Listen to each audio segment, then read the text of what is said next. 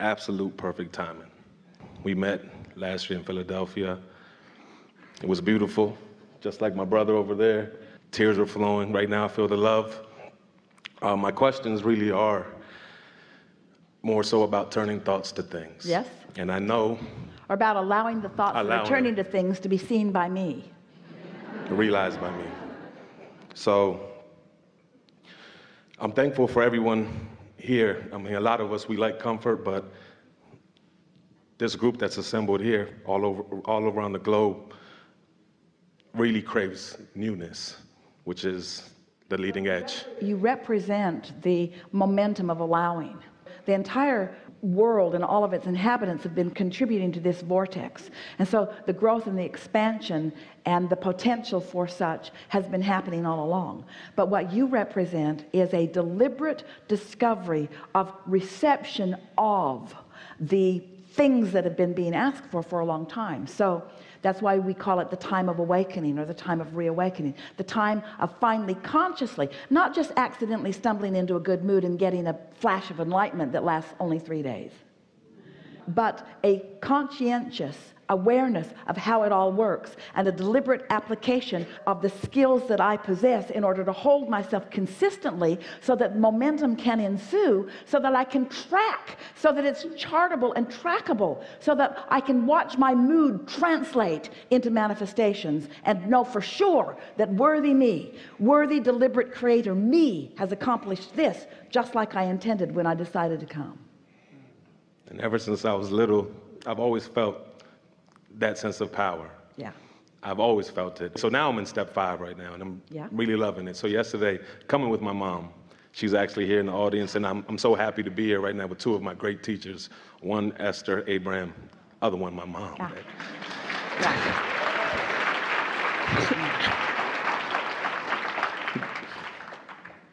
But step 5. So yesterday, I live in Maryland. We came here yesterday. I'm driving my car on the highway.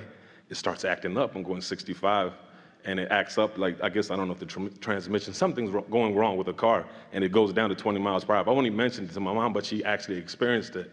But throughout the whole thing, I'm laughing. I'm thinking this is pretty funny. She's very worried. She's like, this is dangerous. Oh my God, what's happening? So that happens, and I'm laughing. I'm like, everything's gonna work out. It always works out for me. Always does. Then next thing, I have my Waze on to get to the hotel. I don't know how to get here. And my phone charger's broken and my battery's on 4%. So I'm like, oh man, how am I gonna get here? So it dies. So I'm like, I start laughing at this, telling my mom this, and I'm like, wow, the contrast, but I'm loving it. I'm like, this is pretty funny. What's gonna happen next? So now I get off the exit and I get to an office building, and I'm like, Mom, go inside and ask if they know where the Westfields Marriott Hotel is. So I park the car and I go inside and I see an older lady, and I see her through the glass window. As I walk in, I'm like, I know she has the answer for me. So I walk in, I'm like, ma'am, do you know how to get to such and such? And she's like, you know what? I was just there 2 days ago. And otherwise, if I wasn't there, I would not know how to get there. So that worked out. And then this morning I wake up, forgot my toothbrush at home. So I'm like, oh man, look what's happening. But I'm loving it. It's just a beautiful feeling. So I'm in the state 5. That's definitely state 5. And I know it's the contrast, and it's full circle. It comes back around step 1, 2, 3, 4. Last year, I'm still in the state of allowing. I feel that. But step 5 now, my question really is, I understand how things go from vibration to thought form, into manifestation. And I understand the realization part in that process is when you actually live the manifestation, once you realize it, the revelations they speak about. My question is the vibration and thought, which one really comes first?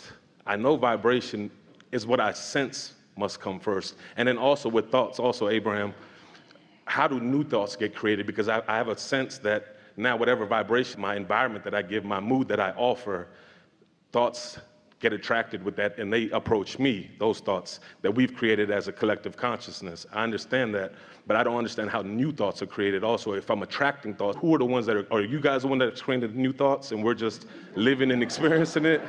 Like, who's creating the new thoughts? Well, as you are individually having experiences, let's say that you have an experience where you're rude to someone or someone's rude to you.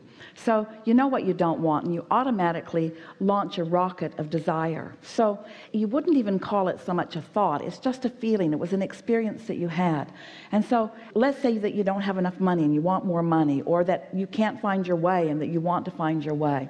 So all of these details are being shot like rockets of desire by you and others into this vortex, and law of attraction is gathering them together, bringing them together as cooperative components. So there's becoming these vibrations, or these thoughts that are so subtle that you couldn't even identify them, are being gathered by law of attraction. And so there's a stronger and stronger and stronger trend of them. These vibrations, energy, vibration, we use those words interchangeably, and neither of them means too much to any of you because they're not clearly translatable.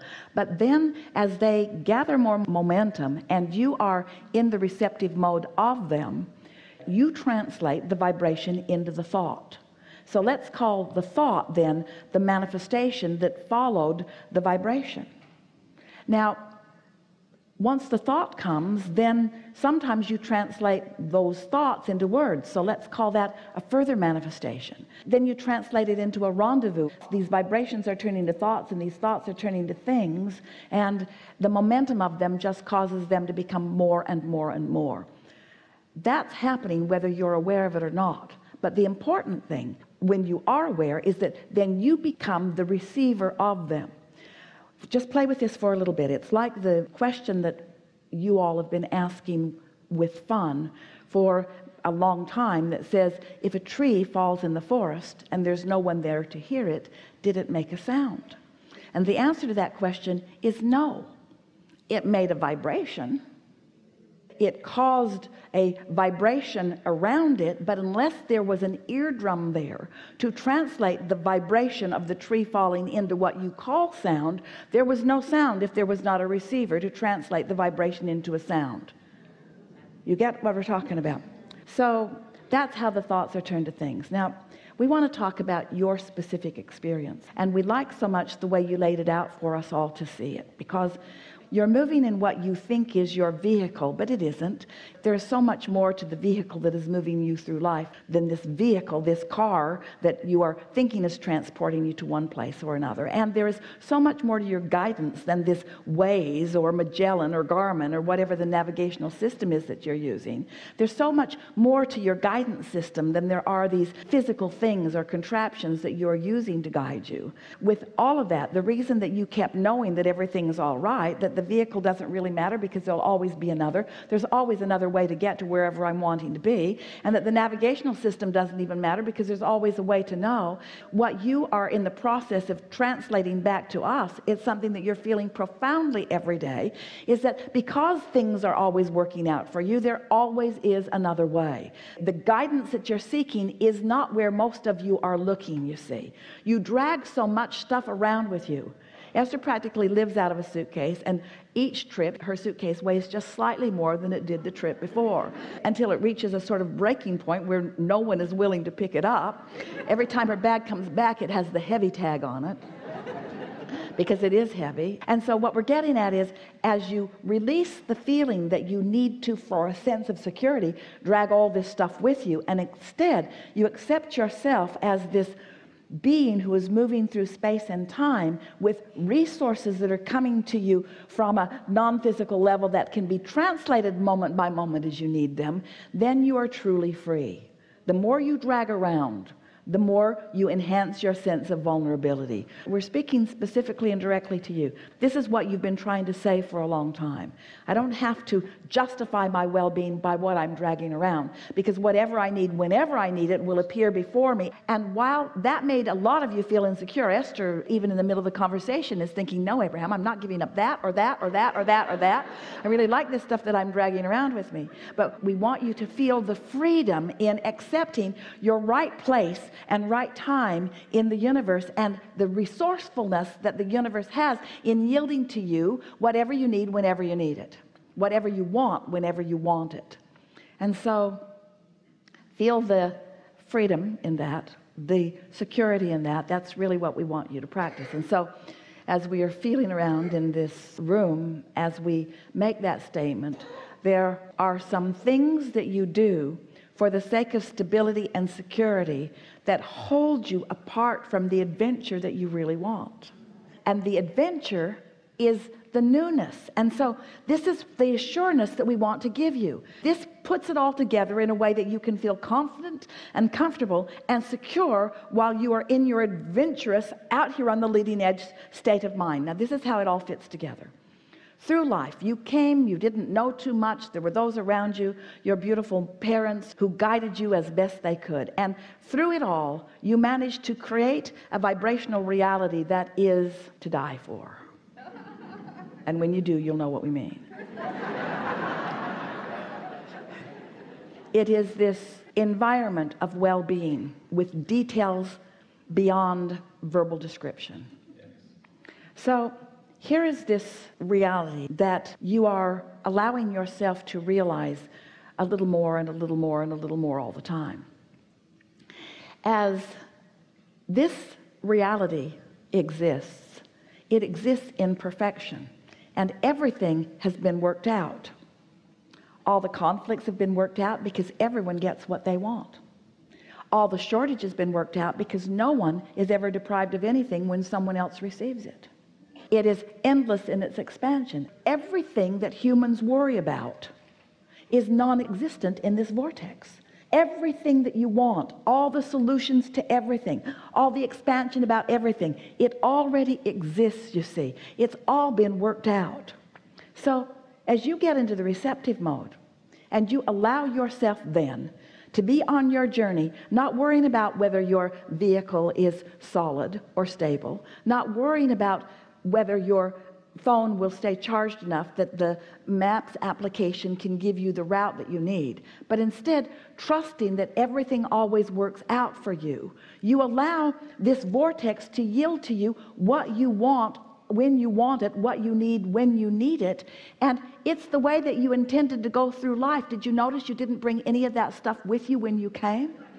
Now, don't misunderstand us. We're not trying to get you to lighten your load and give everything away. We're not trying to get you to let loose of the things that are important to you. In fact, the opposite is what our message is to you. But we do want you to understand that the stability that you're looking for doesn't lie in the physical things that you've been giving it the credit of.